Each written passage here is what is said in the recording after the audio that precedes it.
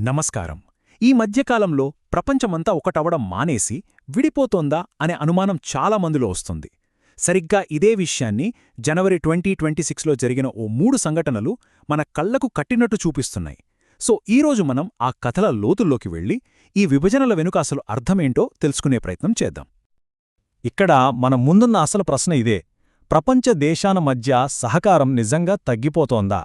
ఈ ఒక్క పాయింట్ చుట్టూనే మన ఇవాల్టి విశ్లేషణంతా తిరుగుతోంది. ఈ ప్రశ్నను పూర్తిగా అర్థం చేసుకోవాలంటే ఫస్ట్ మనం ప్రపంచ విభజన అంటే ఏంటో క్లియర్గా తెలుసుకోవాలి. సింపుల్గా చెప్పాలంటే దేశాల మధ్య ఉన్న ఫ్రెండ్షిప్స్ అంటే ఆ పొత్తులు వీక్ అయిపోవడం, ఒకరి మీద ఒకరికి నమ్మకం పోయి పోటీ పెరగడమన్నమాట. ఇప్పుడు మనం చూడబోయే 3 కథలని ఇదే యాంగిల్లో చూద్దాం.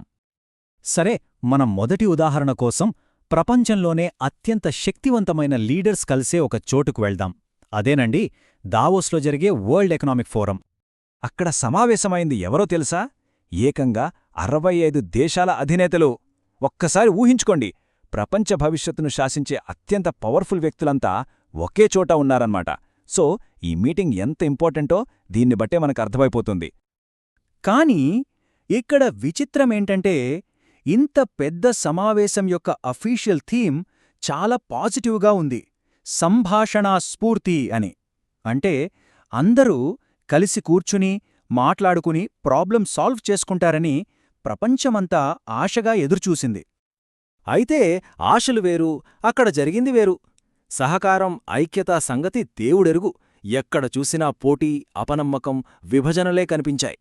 ఆ సంభాషణా స్ఫూర్తి కాస్త గాలిలో కలిసిపోయింది. ఇంతకీ ఆ చర్చలు ఎందుకు ఫెయిలయ్యాయంటే, పైకి కనిపించేదొకటైతే తెరవెనుక అసలు కథ వేరే ఉంది. ముఖ్యంగా అమెరికా చైనా మధ్య టెక్నాలజీ, వాణిజ్య యుద్ధం, ఫ్యూల్ సెక్యూరిటీ మీద భయాలు, అసలు ఈ అంతర్జాతీయ సంస్థలు సరిగ్గా పనిచేస్తున్నాయా లేదా అనే డౌట్స్, ఇవన్నీ కలిసి ప్రపంచం ఎలా ముక్కలవుతోందో చాలా క్లియర్గా చూపించాయి. ఓకే, ప్రపంచ లీడర్ల మధ్యున్న గొడవలు చూసాం గదా.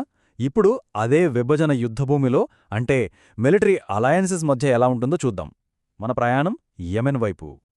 యెమెన్లో హౌతీ రెబెల్స్కు వ్యతిరేకంగా పోరాడడానికి సౌదీ అరేబియా, యుఏఈ చేతులు కలిపాయి.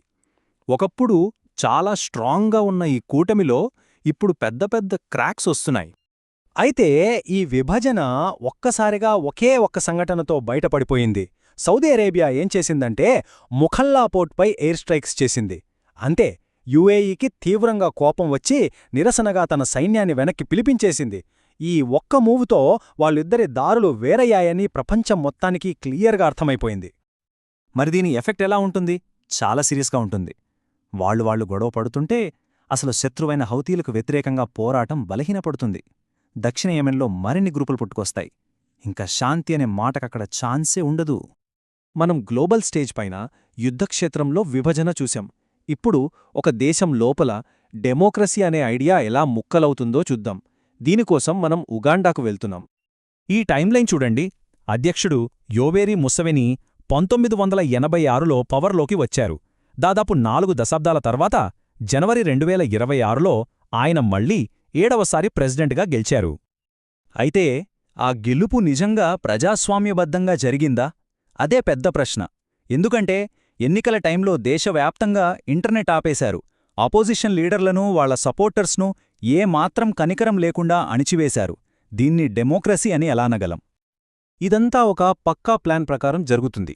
దీన్నే నిరంకుశుల ప్లేబుక్ అని కూడా అనొచ్చు. ముందు ఎన్నికలు పెడతారు, కాని అదే టైంలో ప్రతిపక్షాల నోరు నొక్కేస్తారు, మీడియాను కంట్రోల్ చేస్తారు, ఫైనల్గా తామే చట్టబద్ధంగా గెలిచామని ప్రకటించేస్తారు. అంటే ప్రజాస్వామ్యమనే మాస్క్ వేసుకుని నిరంకుశత్వాన్ని స్థాపిస్తారన్నమాట. సరే, మనం 3 వేర్వేరు కథలు చూశాం. 1 దావోస్, 2 యెమెన్, 3 ఉగాండా. ఇప్పుడు ఈ మూడింటిని కలిపి చూస్తే మనకు కనిపించే పెద్ద చిత్రమేంటి? చూడండి, గ్లోబల్ లెవెల్లో దావోస్లో కామన్ గ్రౌండ్ దొరకలేదు. రీజనల్ లెవెల్లో యెమెన్లో మిలిటరీ కూటములు విడిపోయాయి. నేషనల్ లెవెల్లో ఉగాండాలో డెమోక్రసీనే బలహీనపడింది. మనం ఏ లెవెల్లో చూసినా, ఎక్కడ చూసినా విభజనే కనిపిస్తోంది. ఫైనల్గా మనం గ్రహించాల్సిన విషయం ఒక్కటే: టెక్నాలజీతో మనం ఎంత కనెక్ట్ అవుతున్నామో, రాజకీయంగా, ఐడియాలజీ పరంగా అంతగా విడిపోతున్నాం. బహుశా ఇదే మన కాలపు అతిపెద్ద విచిత్రం. మనం మొదలుపెట్టిన చోటికే మళ్లీ వద్దాం. దావోస్లో ఫెయిలైన ఆ సంభాషణా స్ఫూర్తి నిజంగా ఈ ప్రపంచ విభజనలను ఆపగలదా, లేక మనం మరింత విడిపోవడానికే సిద్ధంగా ఉన్నామా? ఈ ప్రశ్నపై ఆలోచించాల్సిన అవసరం మనందరికీ ఉంది.